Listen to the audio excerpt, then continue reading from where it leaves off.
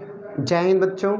देखिए आज हम लोग AC voltage applied to a resistor पढ़े थे एसी सर्किट में, और उसके बाद AC voltage applied to a inductor पढ़े थे, AC voltage applied to a capacitor पढ़े थे। और हम लोगों ने देखा था कि एक सर्किट जिसमें रजिस्टर केवल था, एसी सर्किट जिसमें केवल रजिस्टर था, केवल रजिस्टर या रेजिस्टेंस था, उसमें फेज डिफरेंस 0 था। फेज डिफरेंस किसके बीच का? In between V and I, V और आई के बीच का फेज डिफरेंस क्या था? 0 था, और दोनों सेम फेज पर थे। उसका फेजर डायग्राम आप लोगों ने ऐसे बना रखा था, सही है ना, ओमेगा टी। इसी पर भी था और इसी पर पीछे थोड़ा सा आई था, सही है का? इसकी नीड होगी हमें, इसका हमें एलसीआर में नीड होगा। आप देख लीजिए एक सर्किट बना था, जब इसमें केवल रेजिस्टेंस वाली सर्किट आप पढ़े थे तो इसमें फेज डिफरेंस 0 आया था, क्योंकि I V equal to V not sine omega T था, और उसके बाद इसमें आई इक्वल टू क्या था? आई नॉट साइन ओमेगा टी ही था। तो इन इसका भी फेज ओमेगा टी, इसका भी फेज ओमेगा टी। तो फेज में डिफरेंस कितने का है? 0 का है। तो फाई का वैल्यू 0 है, तो यही फाई का वैल्यू 0, इसलिए इन दोनों का फेज डिफरेंस ओमेगा टी। तो ओमेगा टी पर ही वोल्टेज भी था और ओमेगा टी पर ही करंट भी था। तो यहाँ हो गया वी और यहाँ हो गया आई। इसका प्रोजेक्शन को कहे थे आप वी नॉट, और इसके प्रोजेक्शन को कहे थे आप आई नॉट। और आई नॉट हमेशा वी नॉट से क्या होता है? कम होता है, सही ना। अब सुनना, ई था रेजिस्टेंस सर्किट में। अगर हम आपसे पूछेंगे रेजिस्टेंस सर्किट में, रजिस्टर सर्किट में AC voltage, AC circuit containing और resistor only the phase difference between current and voltage are, तो आप तो आपका क्या कहेंगे? 0। लेकिन अगर इंडक्टर वाले सर्किट में कहें तो कितना फेज डिफरेंस था? π/2 का। क्योंकि इंडक्टर वाले सर्किट में यहाँ पे जब इंडक्टर लगा हुआ था, ऐसा लगा हुआ था, तो इसमें वी का वोल्टेज का इक्वेशन तो यही रहेगा। लेकिन करंट का इक्वेशन क्या आया था? I equal to I not sine, बोलिए, साइन ओमेगा टी माइनस π/2। इसका मतलब करंट क्या था? पीछे था, कितना? 90 डिग्री। π/2 वही है, 90 डिग्री, सही है ना। कैपेसिटर में अभी जो पढ़ाए थे पिछले क्लास में, बताइए कि करंट आगे कि वोल्टेज आगे था? वोल्टेज कितना आगे था? आई थिंक कंटाप मारेंगे बेटा। यहाँ पे प्लस π/2 आया था करंट का, वोल्टेज का करंट का इक्वेशन देख लीजिए। अभी पिछला क्लास जो पढ़ाए हैं, इसमें फेजर डायग्राम भी दिए थे, होमवर्क ना, होमवर्क फेजर डायग्राम दिए थे, उसमें फेजर डायग्राम बनाए होंगे आप लोग। तो देख लीजिए करंट π/2 आगे होगा, देख लीजिए। नहीं मिला? करंट का इक्वेशन ऐसा था, अब वोल्टेज का इक्वेशन ये है। तो बताओ ओमेगा टी यहाँ है, यहाँ ओमेगा टी में π/2 ऐड है, तो ये आगे ना हुआ बेटा। फेजर डायग्राम में बनाया ना, होमवर्क नहीं किया ना? अच्छा, हम ही तो करवा दिए थे ना, यहीं पे करवा दिए थे। बताओ, एक मिनट पहले चेक करूं तो देखो बनाए क्या। सुनो इधर, तो होमवर्क तो करना है नहीं, अब कूट के जाएंगे आज, देख लेना बेटा। इधर सुनो, हाँ तो उससे क्या, इधर तब सर को भी पता चलना चाहिए ना। अब इधर सुनिए, तो हम लोगों ने register AC voltage, AC circuit जिसमें केवल रजिस्टर लगा हो, तो उसका वोल्टेज और करेंट का फेज डिफरेंस क्या था? 0 था, मतलब दोनों सेम फेज में थे, ओके ना।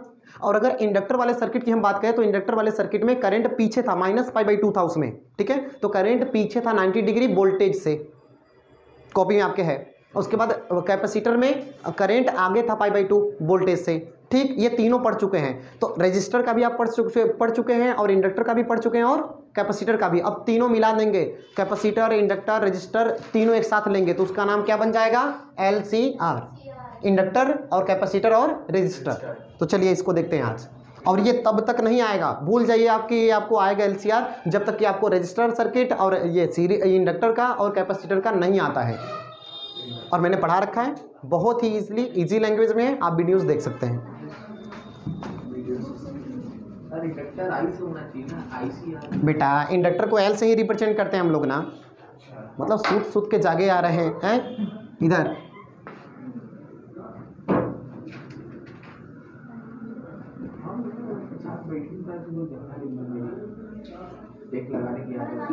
अब बोलना शुरू कर दिए।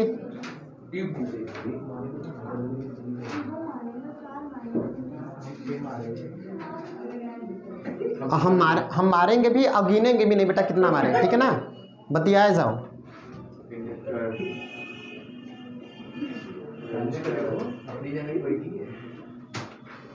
और ये इसका सुना, एकदम पेपर में तय है कि ये आएगा ही आएगा, फिक्स्ड है एकदम। और चाहे या तो फिर इसके ऊपर लिखो अभी भी आई, भूला भटक के आई, भूला भटक के आई। अरे नहीं जी, वेरी वेरी इंपॉर्टेंट ना इधर। हाँ अब सुना इधर, तो ये क्या है बेटा, इंडक्टर, और ये क्या है, कैपेसिटर, और ये क्या है, रेजिस्टर। एक काम करते हैं, ऊपर लिख देते हैं, थोड़ा सा हमें जरूरत है इसका। इधर सुनना, ये गैल्वेनोमीटर बेटा आए हम, एसी वोल्टेज सोर्स है, करंट ऐसे जाता, ठीक ना। अब शांत रहिए। अब ये बताइएगा, जैसे ही हम अगर करंट इसमें फ्लो करेगा, जैसे स्विच ऑन करेंगे ना, जैसे स्विच ऑन करेंगे करंट फ्लो करेगा, करंट फ्लो करेगा तो ये इंडक्टर कुछ पोटेंशियल ड्रॉप कराएगा। और इंडक्टर जब काम करेगा, वर्क करेगा, तो ये कुछ ना कुछ पोटेंशियल ड्रॉप करेगा ना, एनर्जी कुछ लॉस करेगा ना। तो इसका इंडक्टर का रेजिस्टेंस कितना है, उसको रेजिस्टेंस नहीं इंडक्टिव रिएक्टेंस कहते हैं, और वो क्या है, एल है। कैपेसिटर क्या है, ये रिप्रेजेंट किए हैं अभी प्रेजेंट टाइम में फिलहाल। इधर सुनना, और आप लोगों को मैं पढ़ा चुका है, इंडक्टर के रेजिस्टेंस को एक्सएल कहते हैं, बोलिए ना, और कैपेसिटर के रेजिस्टेंस को एक्सी कहते हैं, डबल एक्सएल। आई बेटा इधर, सही है ना, एक्सी कहते हैं। और इसका वैल्यू कितना होता है, ओमेगा एल, और इसका कितना होता है 1/, सही है ना। अब इधर सुनिए, इधर देखिए, जैसे ही करंट यहाँ फ्लो करेगा तो इसका पोटेंशियल ड्रॉप कितना होगा, ये बताओ। ओम्स लॉ से V = IR, V = IR। यहाँ पर पोटेंशियल ड्रॉप कितना होगा, इधर सुना, करंट तीनों, पहले यहाँ पे मैं बोल देता हूँ, late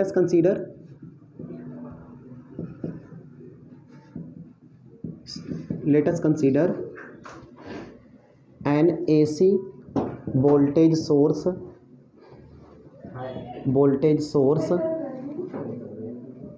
V is connected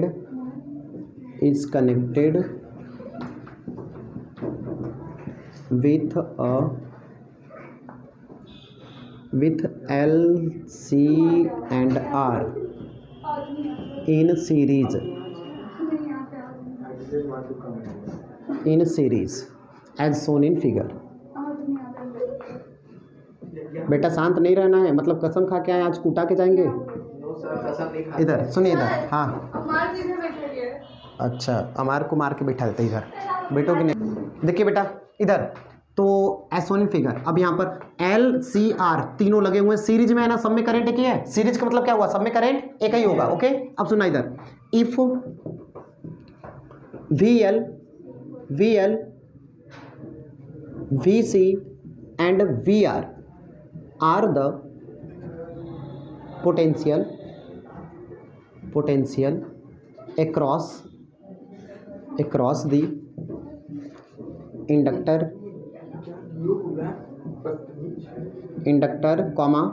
capacitor and resistor।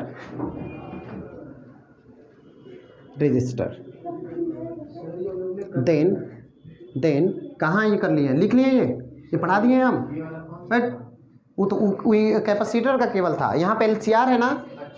इधर बेटा देन ये बताइएगा, ओम्स लॉ क्या कहता है, V = IR। तो अब बताइए VL इंडक्टर के लिए बताइए, V की जगह V ना है बेटा। इधर देखिए, लिखिए नहीं, अभी समझ लीजिए, हम देंगे टाइमिंग ना।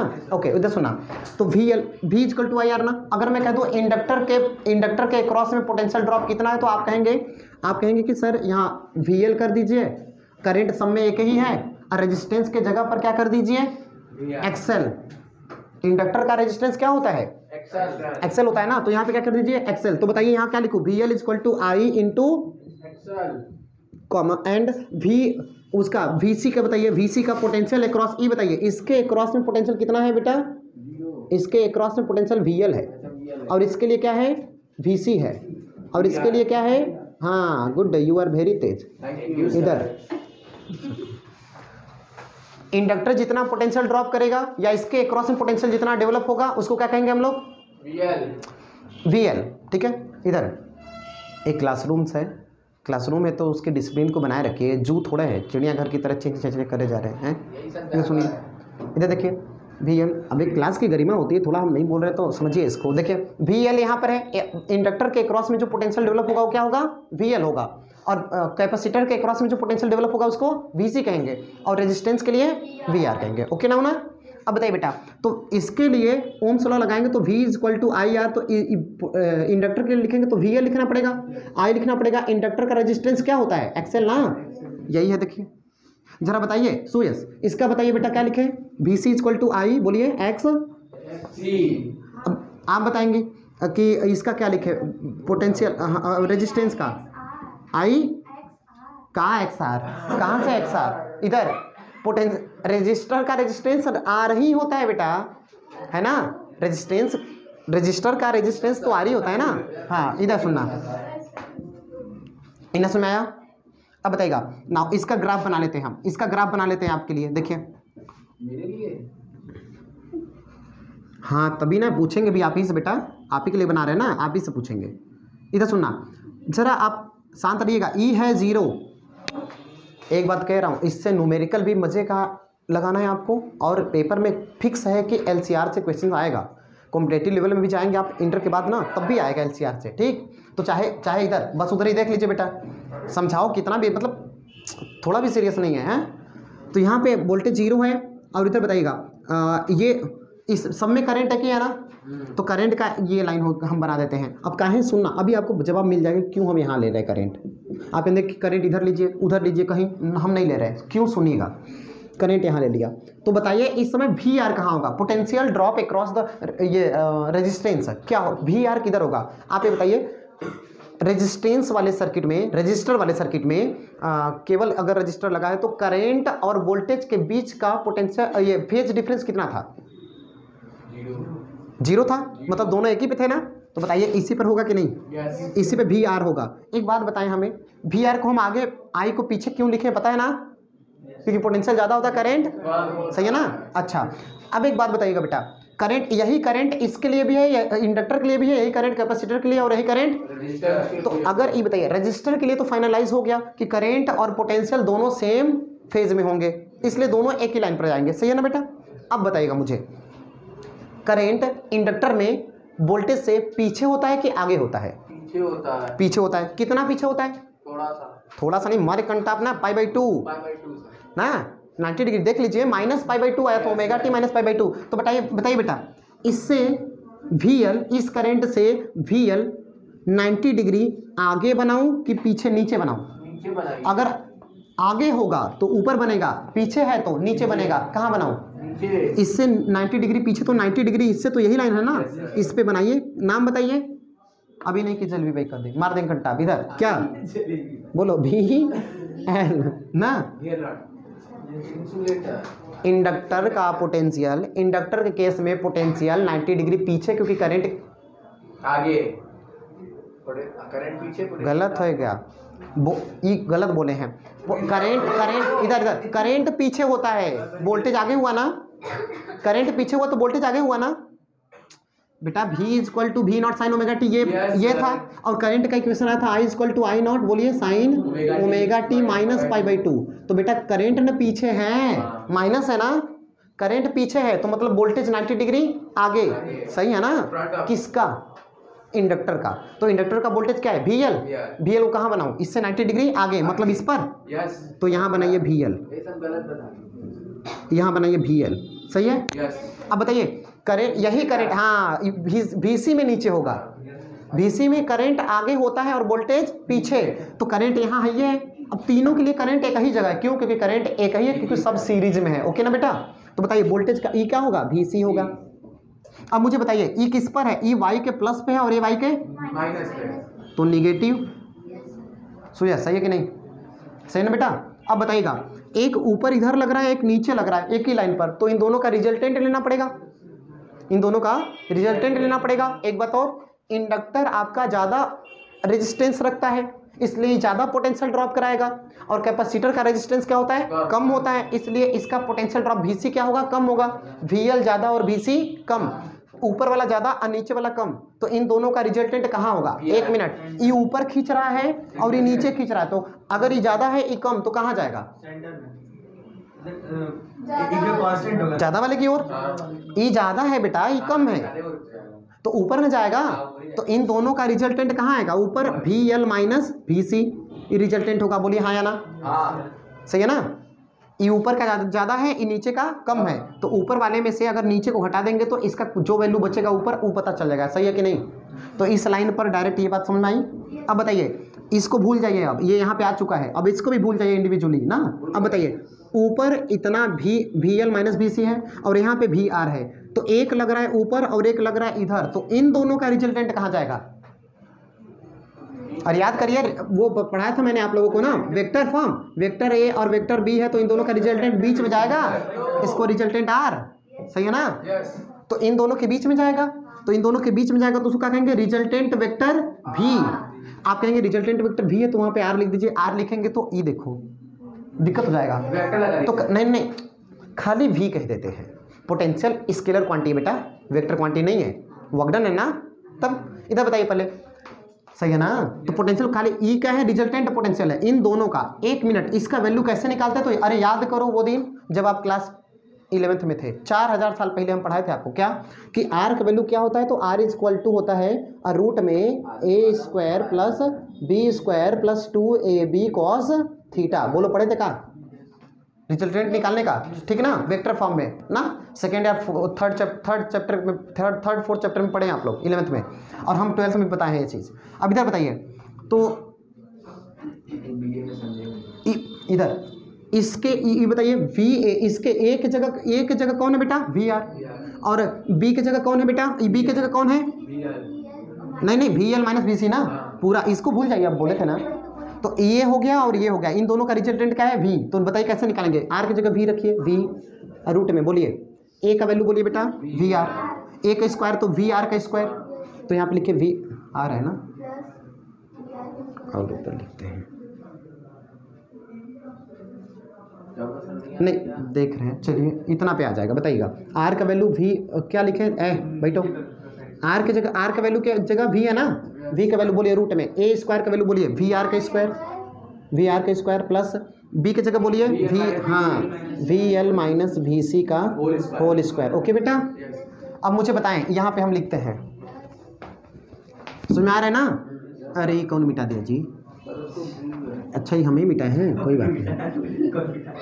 इधर सुनना बेटा, बताइए यहाँ से v इज इक्वल टू, अच्छा एक बात बताइए, अगर मैं v को v is equal to I R लिख दूँ तो कोई दिक्कत नहीं? सर आप खुद भी लिख दी, कोई दिक्कत ना लिखेंगे रहने दो, v इज इक्वल टू रहने दो बेटा, दिक्कत तो होगी। रुको अब ये बताओ, ये बताइए वी आर का वैल्यू बताइए, वी आर का वैल्यू कितना है? आई आर, तो यहाँ आई आर का होल स्क्वायर, बोले सही कि नहीं? सही है ना?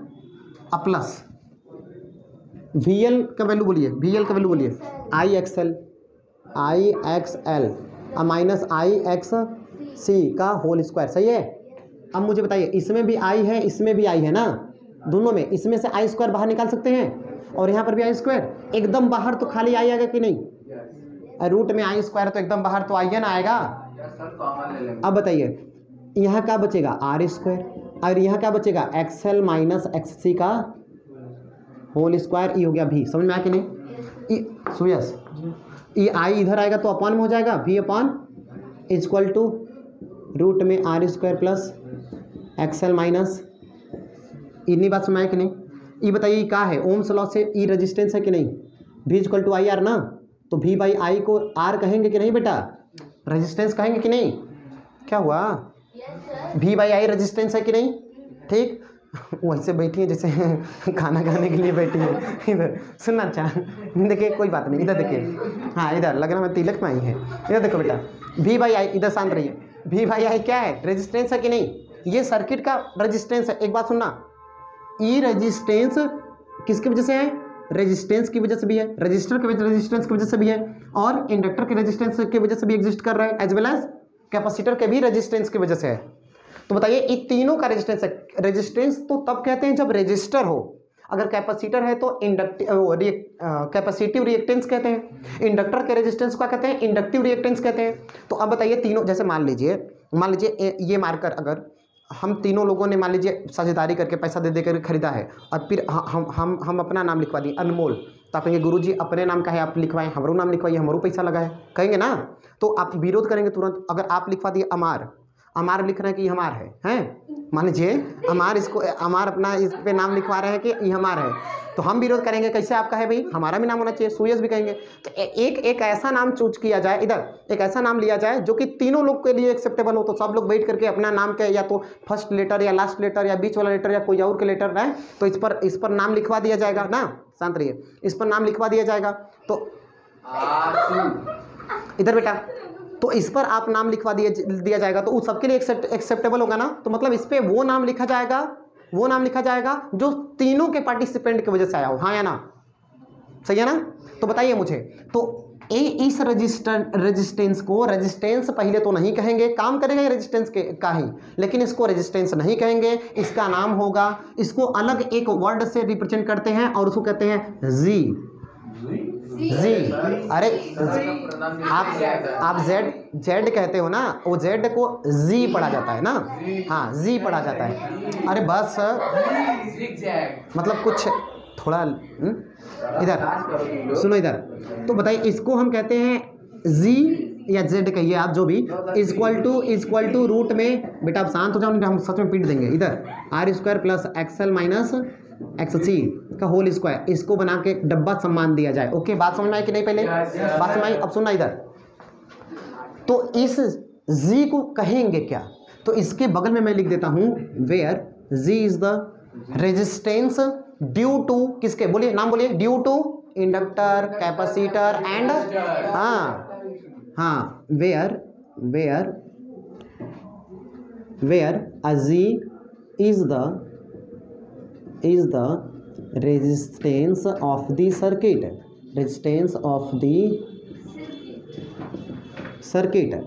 and exist due to बेटा डायरेक्ट लिख दूं एल सी एंड आर, समझ जाओगे ना। अरे एल के वजह से, एल मतलब इंडक्टर की वजह से, और सी मतलब कैपेसिटर की वजह से, और आर मतलब रेजिस्टर की वजह से, ठीक है ना। अच्छा, तो ये हो गया। अब इसको कहते क्या है, सुनो नाम सुनो इसका नाम है इम्पीडेंस।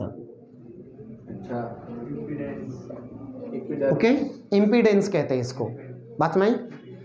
तो आपको ये फिगर बनाना पड़ेगा और यहाँ तक आप पहले सॉल्व करिए, उसके बाद में थोड़ा 2 लाइन और बताना है मुझे, ठीक है ना। इतना तक पहले आप लिख लीजिए जल्दी से। देखिए अब यहाँ पर हम लोग इस जेड को, इस इक्वेशन को आप ऐसे भी लिख सकते हैं, इसके नीचे एक लाइन और लिख लीजिएगा आर करके, क्या देखिए, हाँ आर करके एक लाइन लिख लीजिएगा। क्या लिखिएगा, देखिए इसको भी हटा देते हैं। बताइए Z G is equal to R को आर लिखिए, अब स्क्वायर अब प्लस एक्सएल का वैल्यू बताइए बेटा, ओमेगा एल। देखो शांति पड़ गई एकदम, 1/ओमेगा सी का होल स्क्वायर, सही है। यस सर, ऐसा भी आप लिख सकते हैं, ठीक, बस इतना, फुल स्टॉप। अब इसके बाद यहाँ से हम निकालेंगे वो क्या है, phase difference. if phi be the phase difference between resultant voltage V and current, applied current या केवल करंट आई कर दीजिए। तान्या और Anushka sir they both are doing बदतमीजी। Then tan phi is equal to, आप ये बताइए बेटा, अभी मैंने जो ग्राफ बनाया था कौन मिटा रहा जी?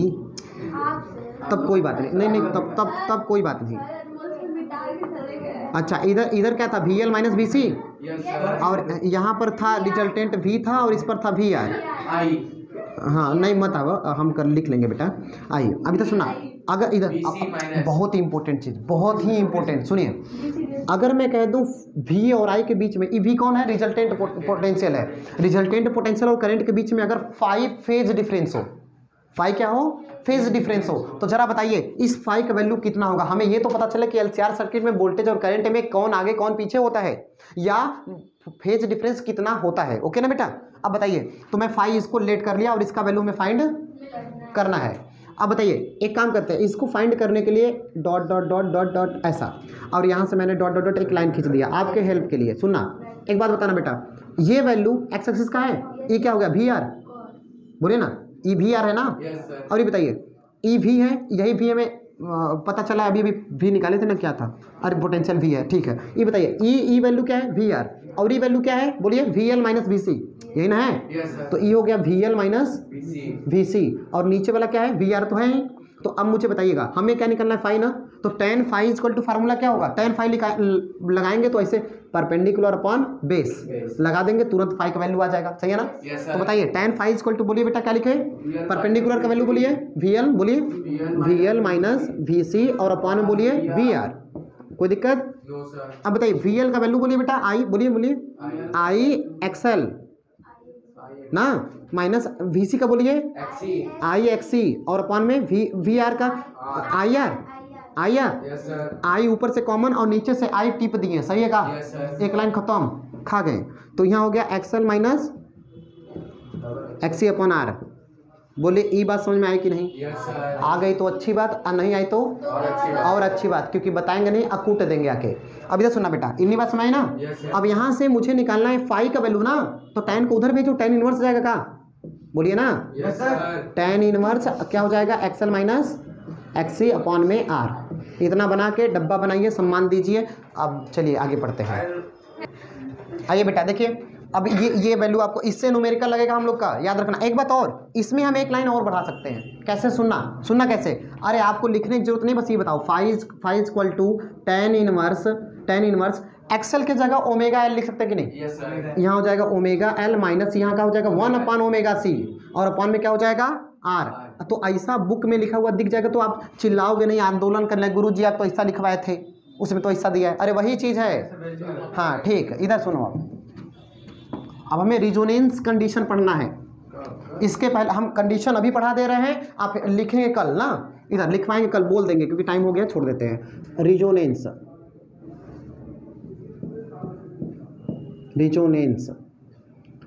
बेंजीन, अरे बेंजीन, सुनिए, if in LCR circuit XL is equal to XC,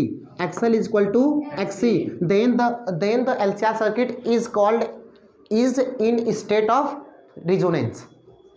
अगर जब LCR सर्किट में एक्सएल और एक्सी क्या हो जाए, दोनों का रेजिस्टेंस क्या हो, बराबर हो, तो वो LCR सर्किट किस कंडीशन में होगा, रिजोनेंस कंडीशन में होगा। आप कहेंगे ये रिजोनेंस क्या है, सुनो का है।